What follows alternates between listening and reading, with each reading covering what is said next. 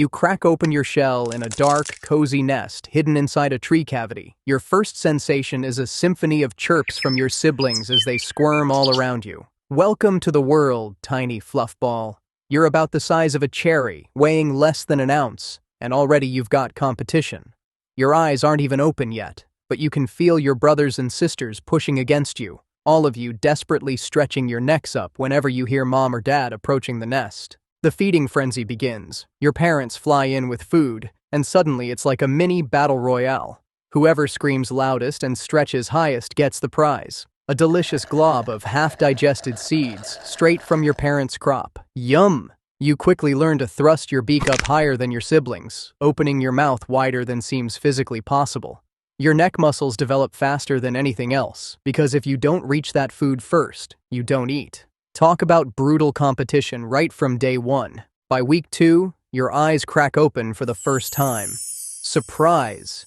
The world isn't actually pitch black.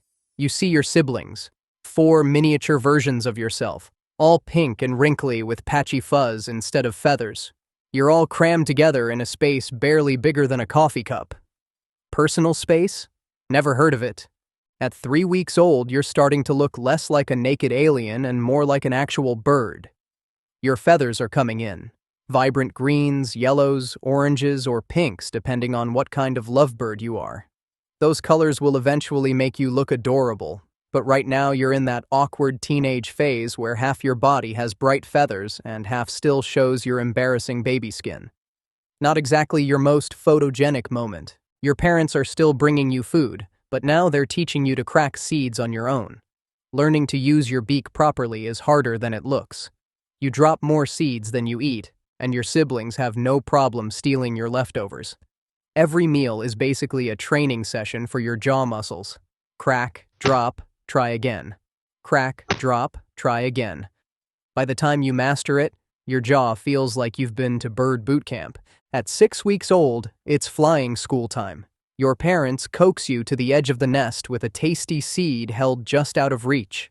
Your instincts tell you those little stubby wings should somehow keep you airborne, but gravity has other plans.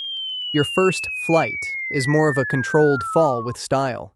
You flap frantically, manage to stay up for about 2 seconds, then crash land on the ground below.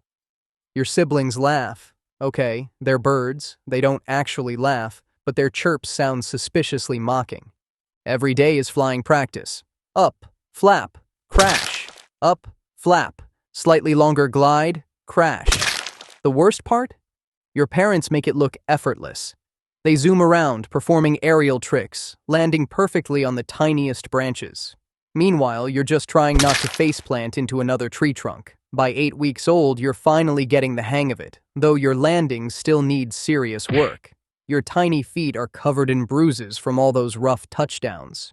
Just when you're starting to enjoy your newfound flying freedom, your parents kick you out. No warning, no goodbye party. They just start chasing you away from the nest. Apparently they want to make more babies, and you're cramping their style. Harsh. You find yourself homeless at 2 months old, forced to join a flock of other young lovebirds who are all just as clueless as you are. Life in the flock is wild. Nobody knows what they're doing. It's like summer camp with no counselors. You all fly around together, finding food, avoiding predators, and generally trying not to die. The older birds in the flock take leadership roles, showing you where the best seeds grow and which watering holes are safe. You quickly learn the pecking order, literally.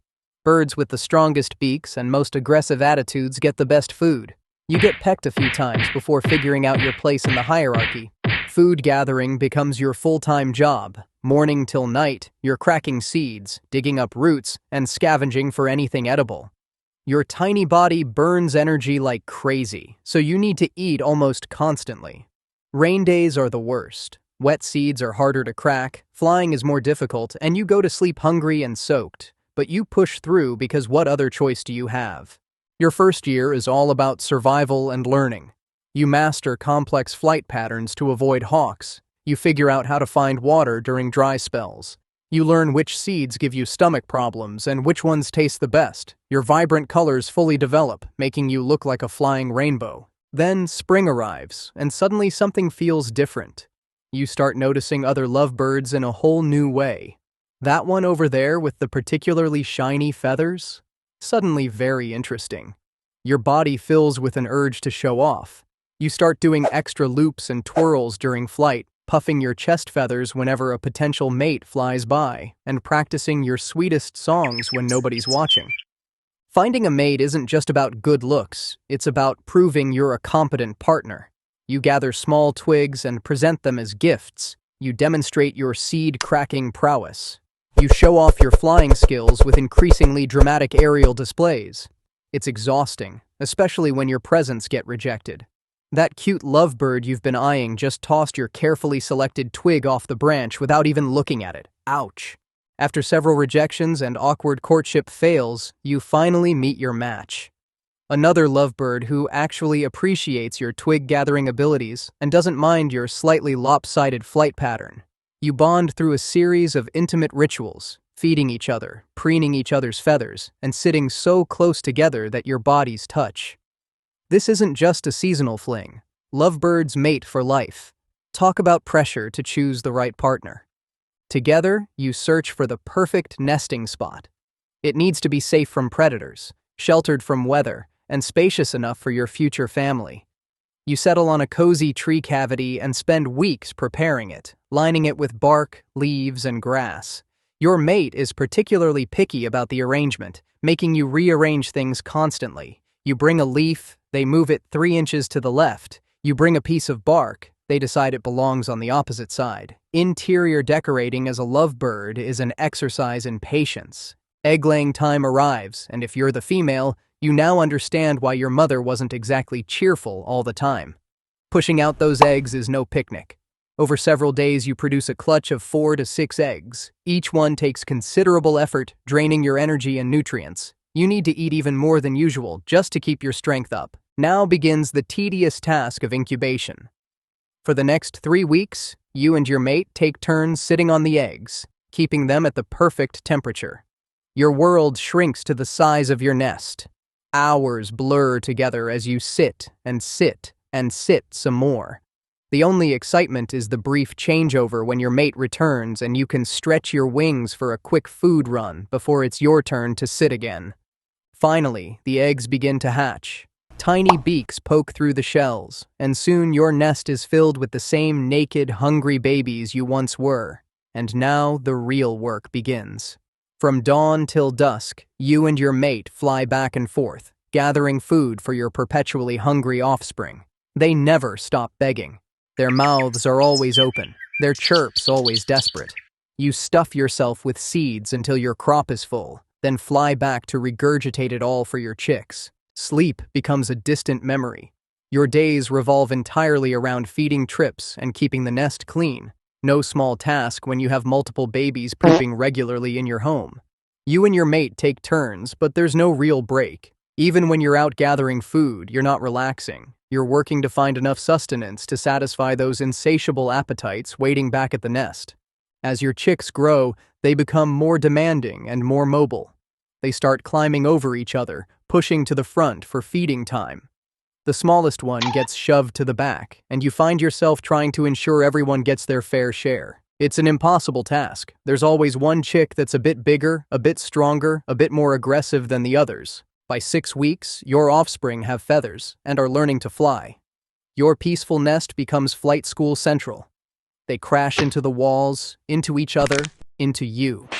They knock over your carefully arranged nest materials. They screech at volumes that make your ears ring, and just when you think you can't take any more chaos, they start practicing their seed cracking. Seeds get scattered everywhere. Partially chewed bits of food decorate every surface.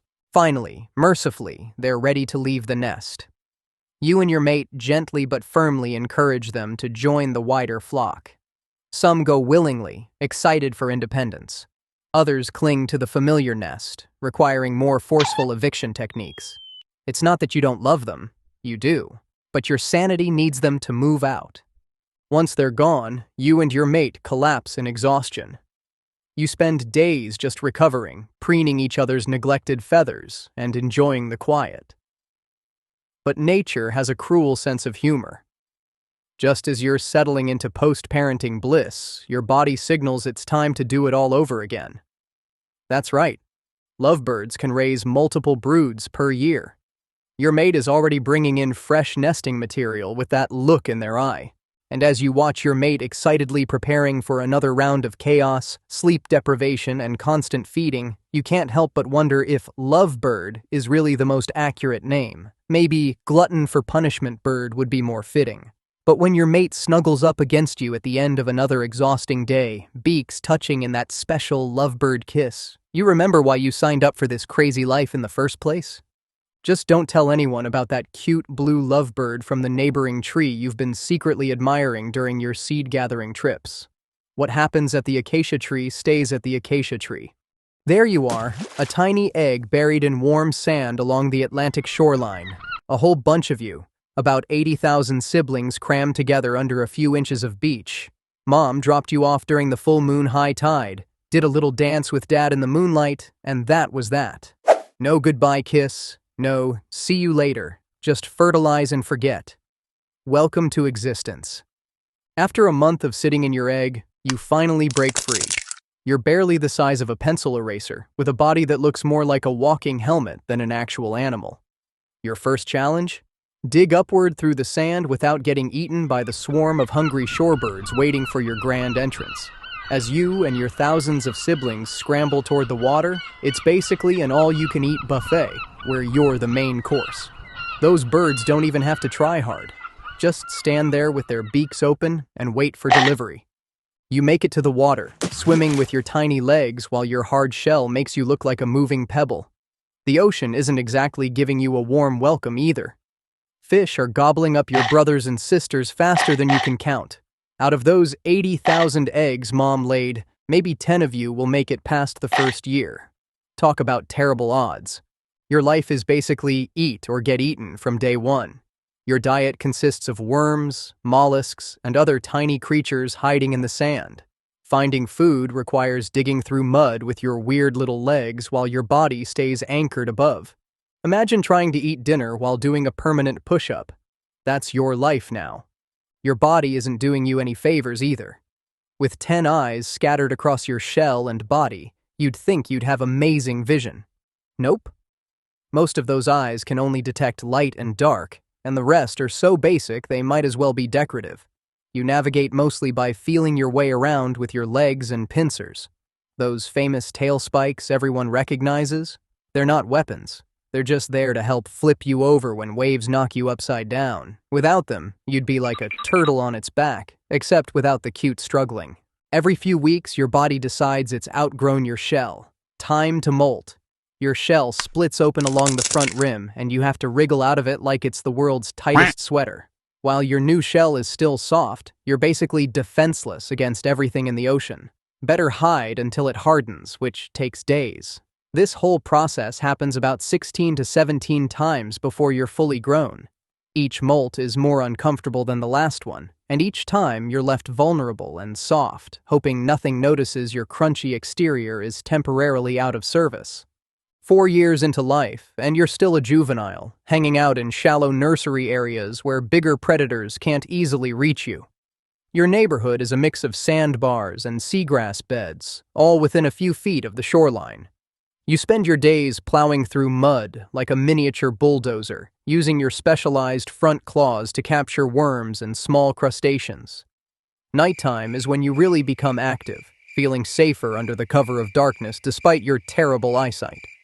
By the time you reach 10 years old, you've finally hit puberty. That's right, a decade of life before your body decides it's ready to think about reproducing. You're now about the size of a dinner plate, with your horseshoe-shaped shell fully formed and hardened.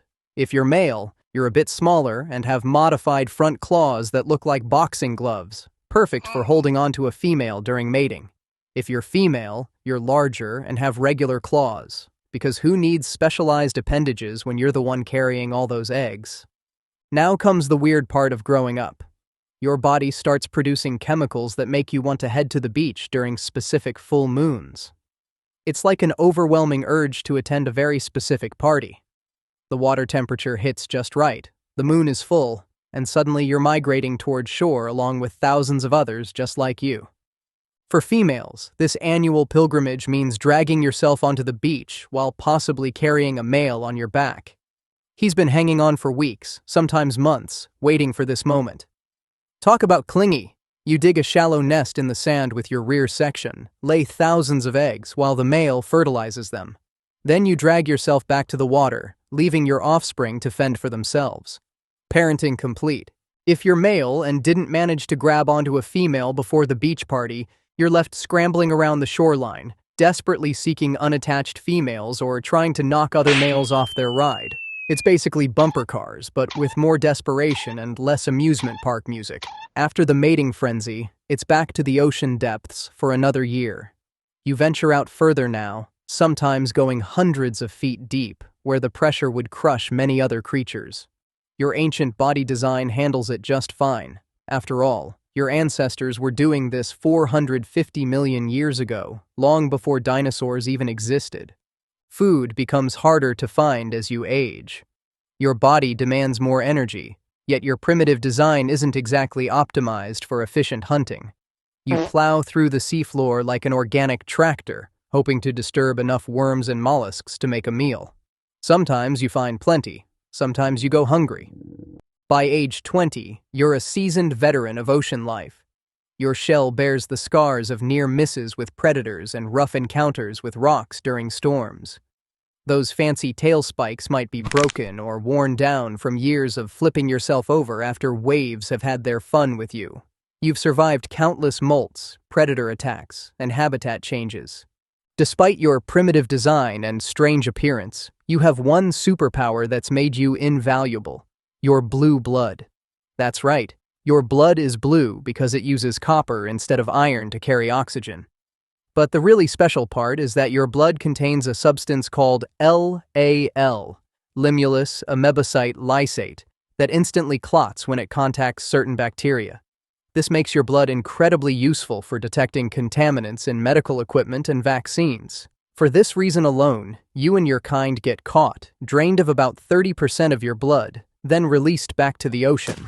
Imagine getting abducted by aliens who drain your blood and then dump you back on Earth, all without explanation. As you approach 30 years old, your body begins to slow down. Finding food requires more effort, and escaping predators becomes challenging. Your once efficient gills collect sediment and parasites, making breathing harder. Your joints stiffen, your movements become more labored. Yet somehow you keep going, driven by instincts programmed into your species for hundreds of millions of years. Your 40th birthday comes and goes without celebration. In the wild, reaching this age is a remarkable achievement. Many of your kind don't make it past 20. Your shell is now a patchwork of repairs from injuries and parasites. Parts of it may be missing entirely, leaving you vulnerable in those areas. Migration becomes more difficult each year. The journey to the breeding beaches that once seemed manageable now takes everything you've got. One spring, you might not make it at all, your body finally giving out after decades of struggle. Or perhaps a storm flips you onto your back on a remote beach, far from water, with no one to help you flip over. After hours of struggling with your tail spike, exhaustion sets in, and you become food for the gulls and crabs.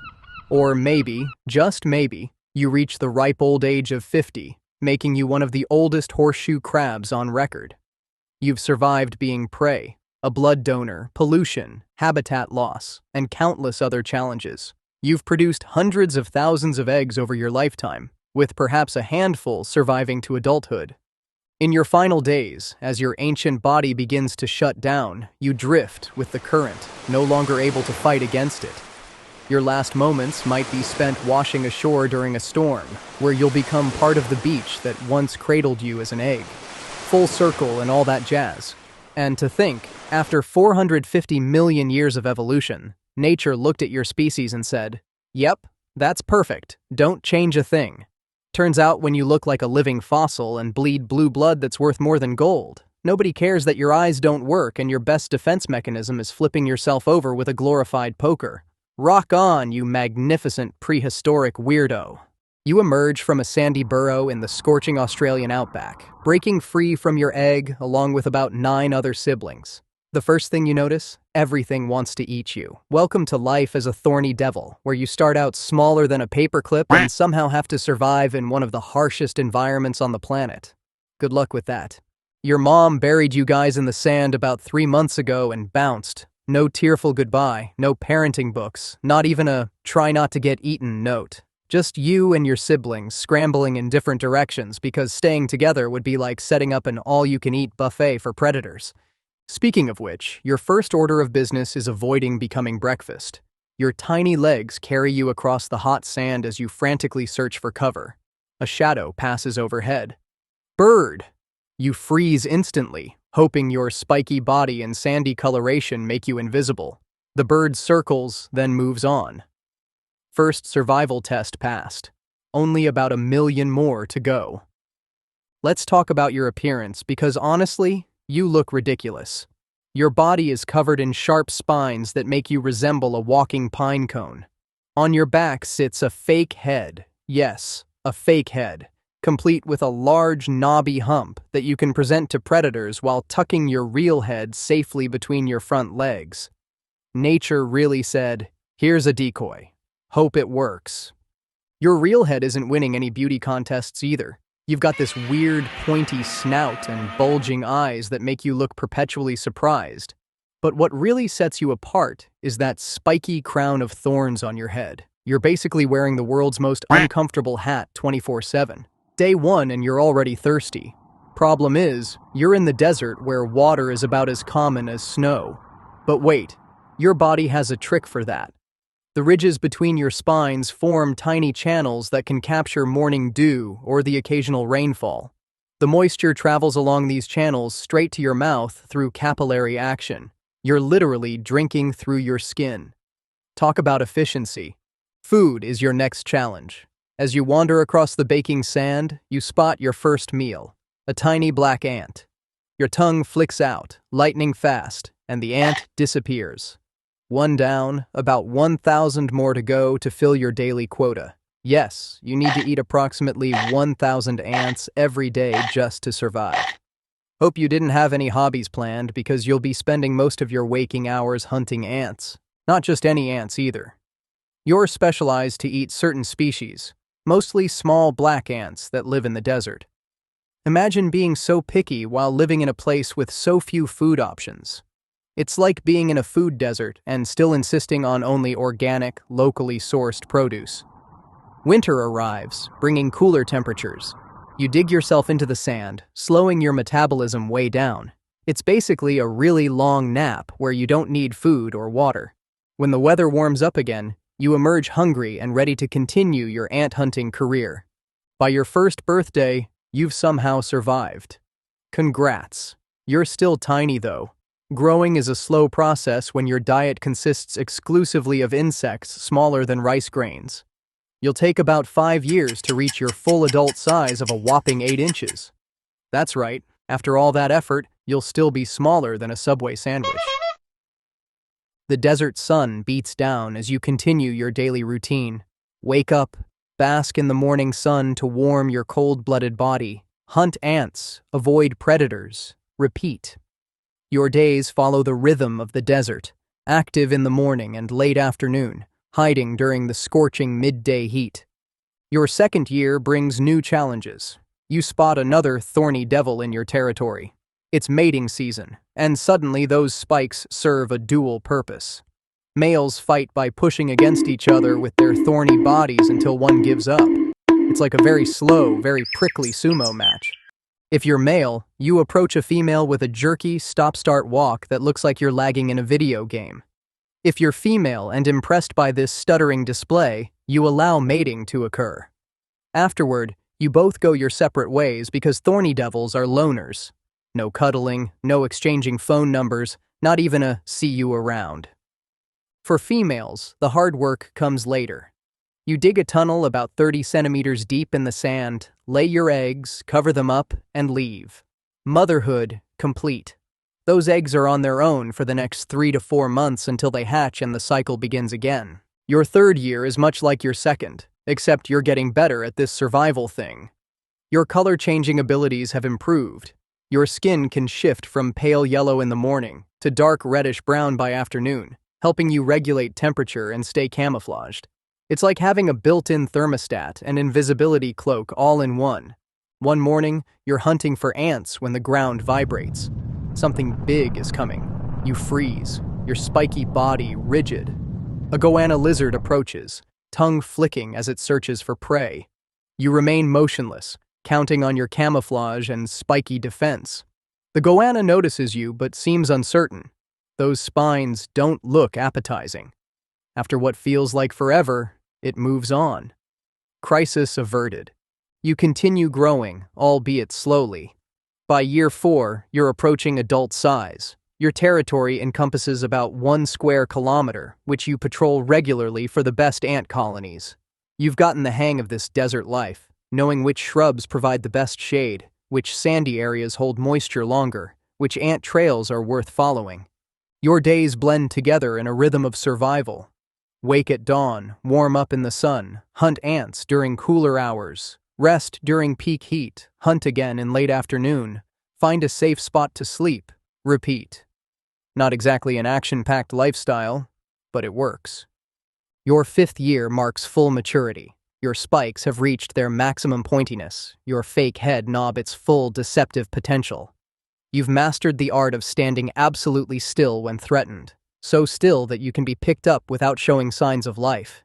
It's your ultimate defense mechanism. If I don't move, maybe they'll think I'm just a very strange-looking rock. During a particularly dry season, water becomes scarce. No rain for months. But you've evolved for this. Your skin between your spines acts like blotting paper, absorbing any moisture from dew, or even just humid air. The moisture travels through those tiny channels directly to your mouth. You can literally stand in a puddle and drink through your feet. It's both weird and ingenious. One morning, you sense something different. The air feels electric. Dark clouds gather on the horizon. A rare desert storm approaches. You position yourself strategically, ready to capture as much of the precious rainfall as possible. When the rain finally hits, it's like a feast after famine. Water runs along your specialized skin channels straight to your mouth. You drink your fill, storing water in a special chamber under your skin for the dry days to come. Life continues this way for up to 20 years if you're lucky enough to avoid becoming a meal for birds of prey, goannas, or other predators. Your days are spent walking slowly across the red desert sands, tongue flicking out to catch ants, spines always at the ready to deter attacks. One day, you feel slower than usual. Your reactions aren't as quick, your hunting less efficient. You're getting old. The harsh desert environment takes its toll on everything eventually. Your movements become more labored. Your ant count starts dropping below the daily requirement. Your final days are spent basking in the warm Australian sun, your spiky body absorbing its heat one last time. As the sun sets on the outback horizon, painting the sky in brilliant oranges and reds, you close your eyes. From spiky hatchling to master ant hunter, you've lived the thorny devil life to its fullest, which, let's be honest, mostly involved eating ants and looking like a walking pincushion. But hey, at least you got to drink through your feet. How many creatures can say that? You crack open your eggshell on a cold, rocky ledge somewhere in the North Atlantic. Welcome to the world, little great auk. Your parents are standing nearby looking at you with what could either be pride or mild disappointment. Hard to tell with those expressionless beaks. You're basically a ball of fluff with stubby wings and a confused expression. Not the most impressive entrance. Your first meal isn't exactly gourmet. Your dad regurgitates partially digested fish into your mouth. Yum! Breakfast of champions. Your parents take turns watching you while the other goes fishing. When they switch shifts, they perform this elaborate ceremony with lots of head bobbing and beak tapping. It's their way of saying, your turn to watch the weird fluffy thing. The ledge you call home is packed with other great auks. Personal space? Never heard of it. Everyone's squawking, pooping, and occasionally falling off the edge. You stay put because, let's face it, you can't even walk properly yet. Your legs are set so far back on your body that standing upright makes you look like you're perpetually about to fall over. And you are. Once you're a few weeks old, your parents decide it's time for your first swimming lesson. Without warning, your dad nudges you off the ledge. The drop is terrifying. You plummet toward the ocean, flapping your useless wings frantically. Splash! The water is freezing, but surprisingly, you don't sink. Your dense bones and waterproof feathers keep you afloat. Your parents dive in after you, looking smug. Turns out you're actually pretty good at swimming. Your wings might be worthless in the air, but underwater they transform into powerful flippers. You zip through the water, chasing small fish and showing off your natural talents. This isn't so bad after all. Your parents stick around for a while, teaching you the basics of OK life. How to catch fish, how to avoid predators, how to find your way back to the same boring rock. But eventually, they get bored of you. One morning, you wake up and they're just gone. Thanks for nothing, Mom and Dad. Now you're on your own, joining a group of other juvenile great auks. You spend your days diving for fish and your nights huddled together on rocky outcroppings. The ocean is full of dangers. Killer whales, sharks, and seals all think you look delicious. But the real challenge is finding enough food. You dive deeper and deeper, sometimes plunging up to 150 feet below the surface to catch enough fish to fill your belly. Winter arrives, and your colony migrates south to warmer waters. The journey is long and exhausting. You swim for days, taking occasional breaks on floating ice. Some of your friends don't make it. They either run out of energy or become someone else's dinner. Not you, though. You're a survivor. 3 years zoom by, and suddenly you're all grown up. You've got that classic great auk look now. Tuxedo-like black and white feathers, a large hooked beak, and those hilariously tiny wings. You're about 3 feet tall and can't fly an inch. Evolution really played a joke on you there. It's breeding season, and you return to the same rocky island where you were born. Time to find a mate. Great auk dating is pretty straightforward. You stand on a rock looking as dignified as possible, not very, and make loud gurgling noises until someone notices you. After several rejected gurgle calls, a female finally approaches. You both engage in an elaborate courtship ritual involving synchronized head bobbing and beak clacking. Very romantic. Congratulations. You're now in a committed relationship. Great auks mate for life, so you'd better get along. Together, you find a nice spot on the nesting grounds. No need for fancy nest building. You just lay a single egg directly on the rock. Now comes the hard part, protecting that egg from gulls, ravens, and other egg thieves for the next 39 days. You and your mate take turns incubating the egg while the other goes fishing. The shift changes involve elaborate ceremonies with lots of bowing and bill touching. It's your way of saying, "Don't mess this up while I'm gone." Finally, your chick hatches. It's a tiny, fluffy version of you, with the same confused look you had when you first broke out of your shell. The parenting cycle begins again. Regurgitated fish, awkward swimming lessons, constant vigilance against predators. Year after year, you and your mate return to the same breeding site. You're creatures of habit, sticking to what works. Your colony grows, with hundreds of great auks packed onto the rocky shores. It's noisy, smelly, and occasionally chaotic when everyone decides to enter or exit the water at once. Picture a penguin mosh pit. Your swimming skills are at their peak now. You can dive deeper, stay underwater longer, and catch faster fish than when you were younger. Under the waves, you're graceful and powerful. On land, you still look like you're perpetually about to faceplant. Winter migration becomes routine. Swim south, eat fish, avoid becoming fish food yourself. Swim north again when it warms up. Rinse and repeat. Your life has a rhythm to it, predictable but not boring. The ocean is vast and constantly changing. As you age, you notice some changes. Your dives aren't quite as deep.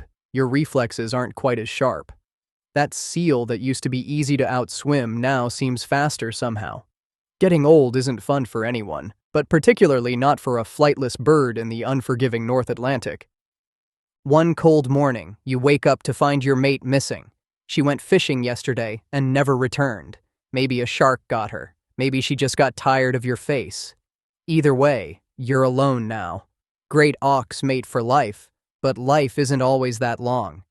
You continue the cycle alone for a while, swimming, fishing, surviving.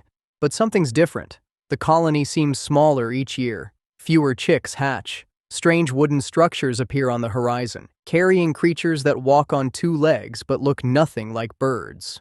Your daily routine gets more challenging. Finding fish requires longer dives and farther swims. The good fishing spots are becoming hotly contested among the remaining auks. Remember when personal space wasn't a thing?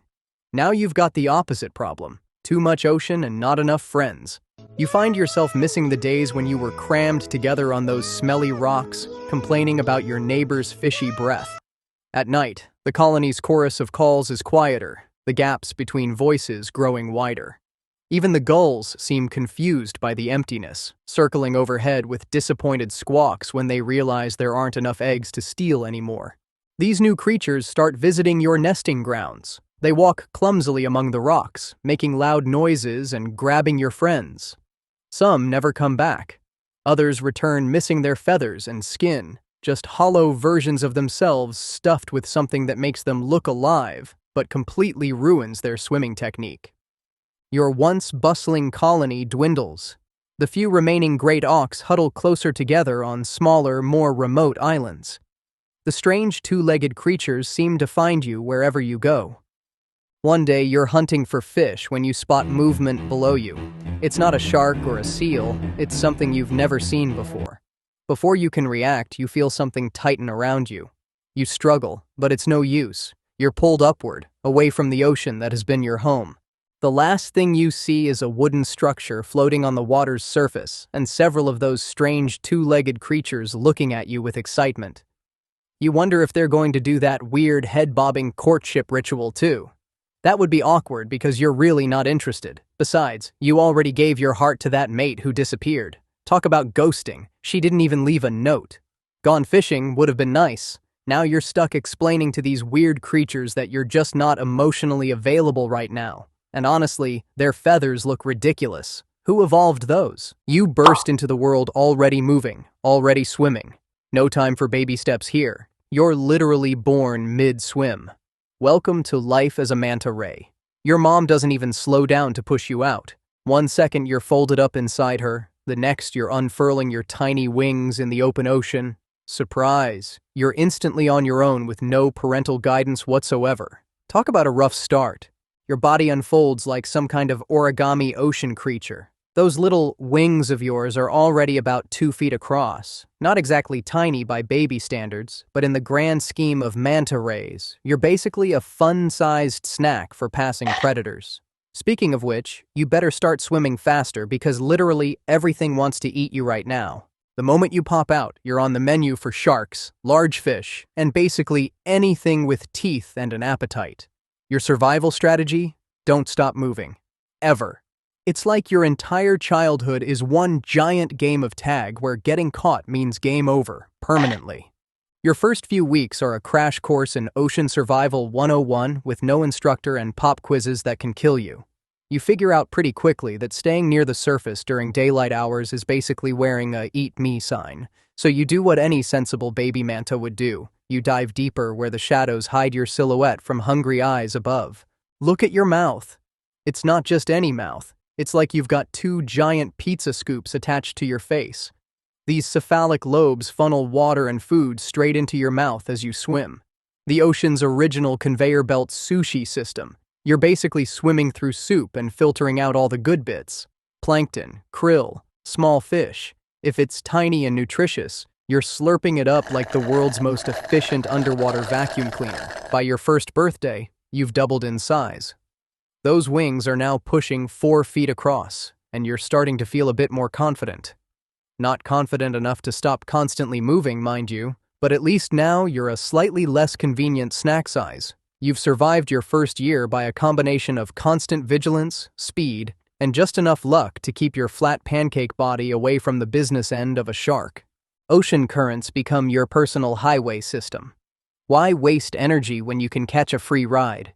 You learn to read the water, feeling temperature changes, detecting shifts in pressure, sensing the flow patterns. It's like having a built-in GPS, except instead of an annoying voice telling you to turn right in 200 feet, you've got millions of sensitive nerve endings all across your body mapping the ocean in real time. At 3 years old, you're properly growing up now. Your wingspan stretches to nearly 10 feet across, and you're starting to look like a proper manta. You've graduated from easy snack to challenging meal in the eyes of predators, which is definitely an upgrade in the survival department. Still, those tiger sharks don't seem particularly discouraged by your growth spurt, so the game of eternal tag continues. Your day basically consists of eating, swimming, and trying not to become something else's lunch. Sounds simple, but it takes up all your time. You filter over 150 gallons of seawater every hour through your specialized gills. That's like chugging an entire bathtub of water, extracting just the good bits, and doing it again, and again, and again. No wonder you're always hungry. You discover the joy of breaching, launching your entire body out of the water and slapping back down with a crash. Scientists aren't totally sure why mantas do this. Is it to remove parasites, communicate with other mantas, or maybe it's just really fun to cannonball when you're built like a living pancake with wings? Whatever the reason, you find yourself doing it more and more, especially when you meet up with other mantas. Oh yeah, that's a thing now. You've found your crew. Turns out mantas are surprisingly social. You've joined a small group that feeds together, travels together, and occasionally all leap out of the water together like some kind of synchronized swimming team that never got proper coaching. It's not exactly the Olympics, but it's your kind of fun. By age 7, you're a full-grown adult with a wingspan of over 15 feet.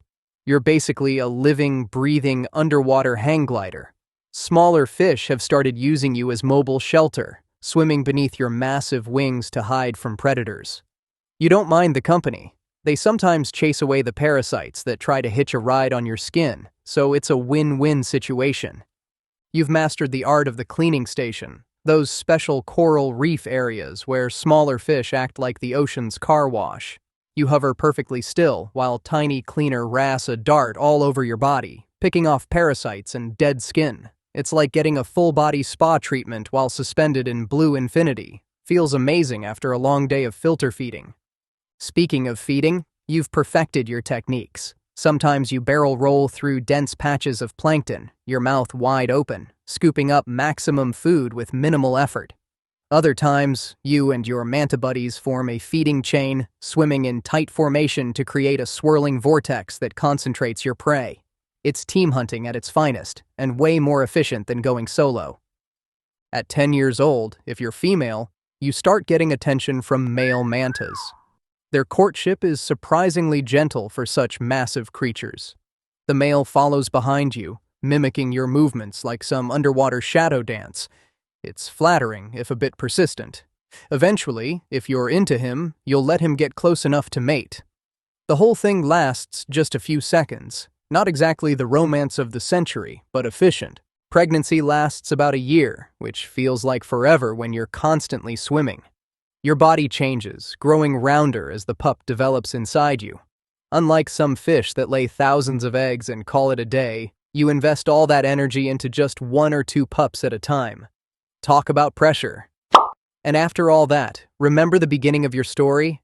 Yeah, you literally give birth while swimming and immediately abandon your baby to the same sink or swim childhood you had. Circle of life and all that. By 15 years, you've survived countless close calls with sharks, fishing nets, and boat propellers.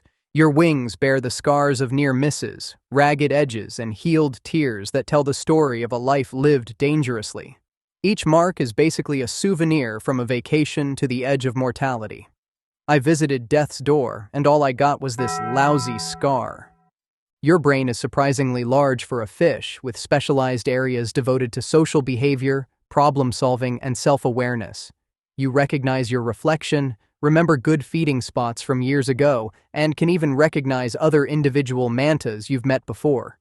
Not bad for a creature whose ancestors decided fins were overrated and wings were the way to go.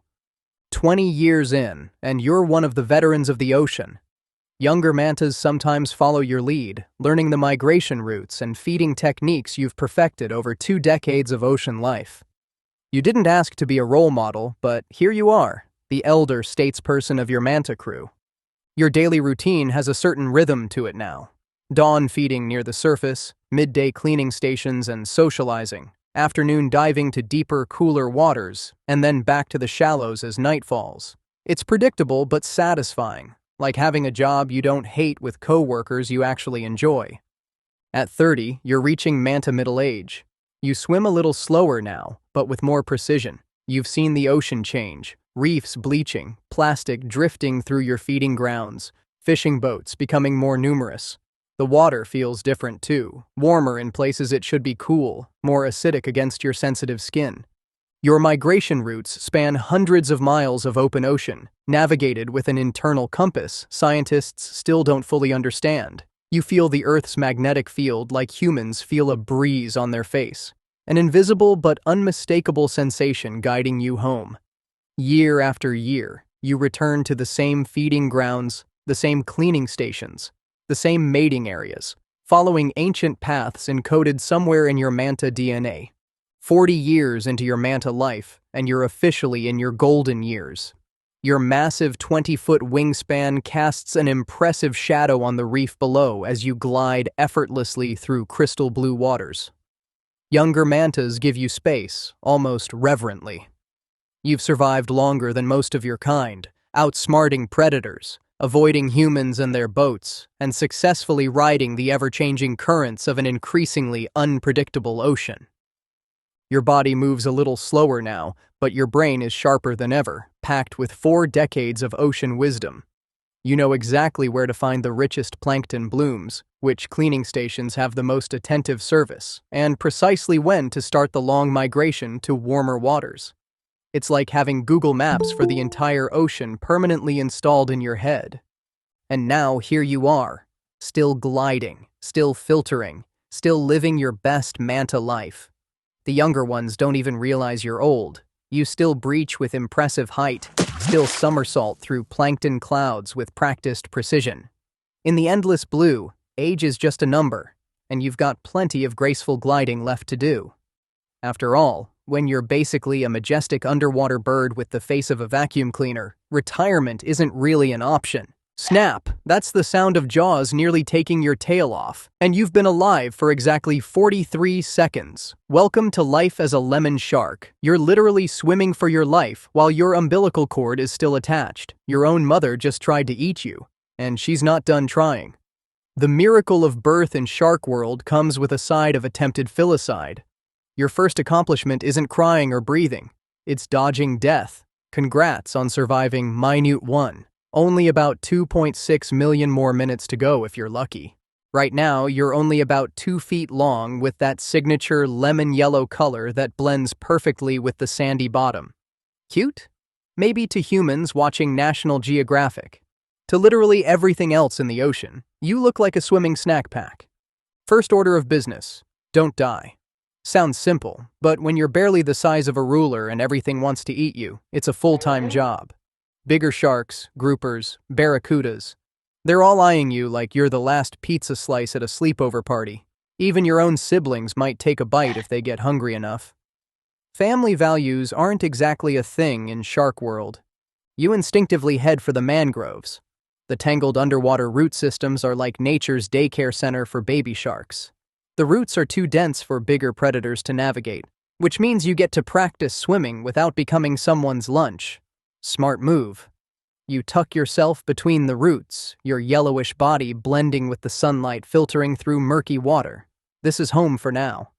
Hours turn to days as you learn to shark properly. Swimming isn't just about moving forward, it's your everything. Stop swimming and you stop breathing. No pressure or anything. Your gills need constant water flow, so even when you sleep, you've got to keep moving. Imagine running a marathon while taking a nap. That's your life now. Your first meal is whatever fits in your mouth.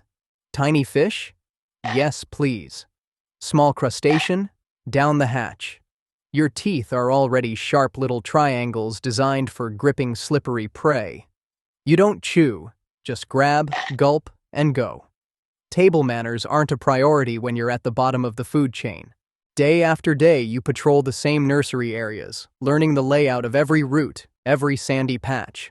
This is your neighborhood for the next few years. You get bigger, not quickly, but steadily. By your first birthday, you've grown another foot. The bigger you get, the fewer things try to eat you. Progress. 4 years zip by in this mangrove sanctuary. You've mastered the art of ambush hunting near the bottom, using your yellow-brown coloring to hide against the sand. Fish swimming above don't see you until it's too late. Chomp. Your diet expands as you grow. Small fish become medium fish, and you start adding stingrays, crabs, and squid to the menu.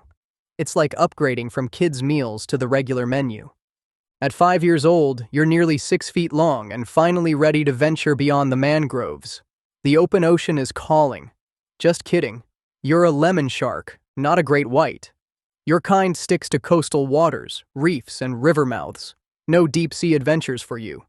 Your first trip beyond the mangrove nursery is both terrifying and exhilarating. So much space. So many smells. Your senses are on overdrive. Those special jelly-filled pores along your snout detect the tiniest electrical signals from fish hiding under sand. It's like having a built-in metal detector, except instead of loose change, you find dinner. You bump into other lemon sharks now and then. Some are chill, others not so much. Size matters in these encounters. Bigger shark wins, smaller shark backs off. Simple shark politics. You're medium-sized now, so it's a mixed bag of standoffs and strategic retreats. Sometimes you show your teeth and act tough. Other times you tuck tail and zoom away like a kid caught stealing cookies. The shark world has no room for pride or second-place trophies. It's all about living to swim another day. One day you pick up a scent that makes your fins tingle. Blood. Lots of it. You follow the smell like it's a dinner bell, your powerful tail propelling you through the water. You're not alone. Other sharks caught the same scent. It's a feeding frenzy around a dead sea turtle. You muscle your way in, grabbing chunks whenever there's an opening. It's not pretty, but it's protein. The feast lasts minutes before the turtle is reduced to scraps, and everyone disperses like nothing happened. 8 years into your shark life, things get weird. Strange urges start bubbling up during certain seasons. You're sexually mature now, which means it's time to find other lemon sharks who feel equally weird. The dating scene for sharks isn't exactly romantic. No flowers, no dinner dates, just a lot of following female sharks around until they seem receptive. If you're a boy shark, you might even bite her fin during courtship. Nothing says, "I like you," like a love nip, right? Mating happens once a year during breeding season. It's quick, awkward, and honestly not worth describing in detail. Let's just say if sharks could blush, they would. If you're a female shark, congratulations. You're now pregnant for the next 10 to 12 months. That's almost as long as humans, but without the baby showers or cute maternity clothes. Just you swimming around with anywhere from 4 to 17 babies growing inside you. When it's time, you'll head back to the same shallow nursery areas where you were born to deliver your pups. Circle of life and all that. Decade 10 arrives, and you're officially in your shark prime. Nearly 10 feet of sleek predator with over 300 teeth that replace themselves whenever one breaks off. You're not the biggest fish in the sea, but you command respect in your coastal domain. Your daily routine stays pretty consistent. Swim, hunt, rest, repeat. Sharks aren't big on hobbies. Speaking of routines, you're kind of a creature of habit. Unlike those wandering oceanic sharks, you stick to familiar territory. Scientists would call you site faithful, which is a fancy way of saying you're a homebody. You have favorite hunting spots, preferred resting areas, and routes you swim regularly. If sharks had houses, you'd definitely be a suburban type. Life goes on like this for years. Hunt, swim, mate. Avoid bigger predators. You don't ask for much. Just a steady supply of fish and the occasional stingray to keep things interesting. Your biggest concerns are tiger sharks and bull sharks who might see you as competition, or worse, dinner. As you approach 20, you start feeling your age. You're not quite as quick on the turns. That stingray you would have easily caught a few years ago, it zips away while you're still changing direction. Getting old isn't fun, even for sharks. One morning, you wake up from your half-sleep. Remember, you never fully sleep because you need to keep swimming to breathe. And notice something's off. There's a strange sensation near your left fin. You try to twist around to see what it is, but shark anatomy doesn't allow for that kind of flexibility. What you don't know is that a nasty infection has set in where a hook once tore your skin. Without antibiotics or medical care, infections are shark kryptonite. Days pass, and swimming gets harder. You're not catching prey as easily, and your energy levels drop.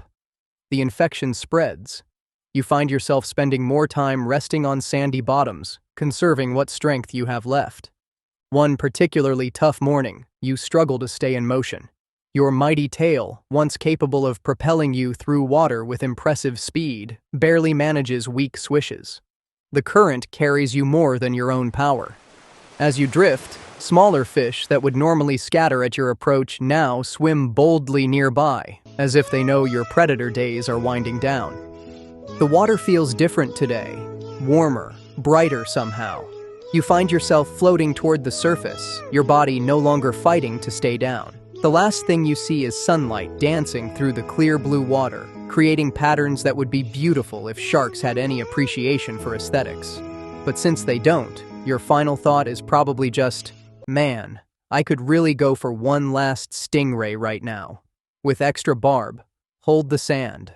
Boom! Your parents just exploded. Not kidding. They literally burst open, violently shooting their reproductive cells into the open water. That's how you were conceived, in a cloud of ocean sperm and eggs from parents who will never know you exist. Welcome to life as a sea urchin, where even your origin story is a disaster movie. You start existence as a single cell floating in the vast ocean, completely at the mercy of currents, predators, and pure dumb luck. No protection, no parental guidance, no survival instincts. Just you and millions of your siblings playing the most brutal lottery in nature where 99.9% of you will die before reaching adulthood. Now you're a larva with no brain, no eyes, and a body so transparent you might as well be invisible. Your weird alien spaceship shape comes complete with arm-like extensions that wave around pathetically, trying to catch floating food particles. Your first meal? Whatever microscopic junk happens to stick to you as you drift. Gourmet. The ocean is massive, and you're smaller than a grain of sand. Predators are everywhere, and they don't even need to hunt you. They just accidentally swallow you while breathing. Imagine being so insignificant that you're literally plankton breath. Every second, thousands of your siblings are being eaten, and not even on purpose. They're just collateral damage in someone else's lunch. Water currents toss you around like you're on the world's worst roller coaster. You have zero control over your destiny. If the current decides to smash you against a rock or carry you into freezing waters or even flush you onto dry land, well, that's just how your story ends. No dramatic final scene, no heroic last stand. Just a tiny speck drying up on some random beach. But wait, against all odds, you've survived the larval lottery. After floating around for weeks, your body starts to change. You begin growing little calcium plates that will eventually form your adult shell. Your shape transforms from weird alien spacecraft to round pincushion. Your transparent body develops pigment, usually purple, red, or green. Congratulations on your glow-up. Now you sink to the bottom of the ocean, leaving your free-floating days behind. You touch down on the seafloor, and this patch of sand or rock is where you'll spend the rest of your life. Hope you like the view, because you're never moving more than a few feet from this spot. Your body is now covered in hundreds of spines. They stick out in all directions like you're perpetually having the worst hair day imaginable. Between these spines, you grow tiny tube feet with suction cups at the ends. These are your new legs, mouth, and hands all rolled into one. You use them to slowly, and I mean slowly, drag yourself across the ocean floor at the blazing speed of a few inches per hour. Usain Bolt, eat your heart out. Looking for food? You've got a bizarre five-toothed mouth on your underside that scrapes algae off rocks. Your teeth are self-sharpening and constantly growing, which sounds cool until you realize you're using them to lick rocks all day. Your diet consists of whatever happens to be growing on the seafloor, mostly algae, but sometimes decaying plant or animal matter. You're basically the ocean's vacuum cleaner, except you can't even decide which room to clean. You might be thinking, at least I'm safe with all these spines, right? Wrong. Your spines are your only defense, and they're not particularly effective against your main predators. Sea otters simply flip you over and munch on your soft underside. Triggerfish have specialized mouths that can crunch right through your shell. And don't even get me started on sea stars. They just hug you to death, turning their stomachs inside out to digest you while you're still alive. It's like being trapped in the world's most horrifying embrace. Some of your distant cousins, like the fire urchin, have venomous spines that can cause serious pain to predators. But you? Your spines are just pointy. They break off in predators' mouths, which might give them a bad day but doesn't exactly save your life. It's like trying to fight off a shark by throwing toothpicks at it. There's also your bizarre breathing system. You have 5 pairs of gill-like structures, but they're pretty inefficient. You mostly absorb oxygen through your tube feet and skin, so not only are you using your feet as hands and a mouth, but they're also your lungs. Talk about multitasking. Let's talk about your social life. There isn't one. You don't form schools or colonies like fish or coral. You don't have friends. You don't even recognize other sea urchins as your own kind. If you bump into another urchin, you might just climb over them like they're a weird, spiny rock. The concept of family is completely foreign to you. Remember those millions of siblings you were released into the ocean with? You'll never know if you meet them again, and you wouldn't care if you did. When breeding season arrives, you don't even mate in the traditional sense. If you're a female, you release eggs into the water. If you're a male, you release sperm. And then you just hope for the best. There's no careful selection of a partner with the right genetic qualities or impressive spine length. No romantic courtship displays. Just everyone releasing their reproductive cells into the ocean at roughly the same time, creating a cloud of potential in the water column. It's like a reproductive flash mob where nobody knows who's participating. The only way you know when to release your eggs or sperm is by sensing when everyone else is doing it. It's basically peer pressure reproduction. Oh, all the cool urchins are releasing gametes today? Guess I'll join in. Your sense of timing had better be good, because if you release your reproductive cells a day late, you've missed the party. Your genetic contribution will drift away, unfertilized and alone, just like that time you showed up to the club after it closed. Some days, you just sit there with algae growing on your spines. You become a living garden, with small creatures making homes between your spikes. Fish might use you as a scratching post. Crabs could decide to use you as shelter. You're essentially living furniture for the ocean. The ocean current that once carried you as a larva now brings trash your way. Plastic bags drift by, and sometimes you end up covered in microplastics. Human fishing nets might snag you and drag you away from your home.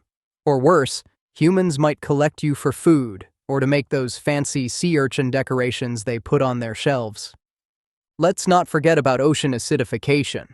As humans pump more carbon dioxide into the atmosphere, the ocean absorbs it and becomes more acidic. This makes it harder for you to build your calcium carbonate shell and spines. It's like trying to build a house while someone is constantly stealing your bricks. If you somehow avoid being eaten, collected, or dissolved by changing ocean chemistry, you might live to the ripe old age of 15 to 20 years. 2 decades of scraping algae off rocks, avoiding predators, and participating in underwater reproductive flash mobs. What a life. You don't even get the courtesy of a peaceful death. When you die, your spines fall off, your body decays, and your shell breaks apart. What remains gets scattered across the seafloor or washed up on a beach, where it might be collected by a beachcomber who thinks your skeleton looks neat. And the most ridiculous part?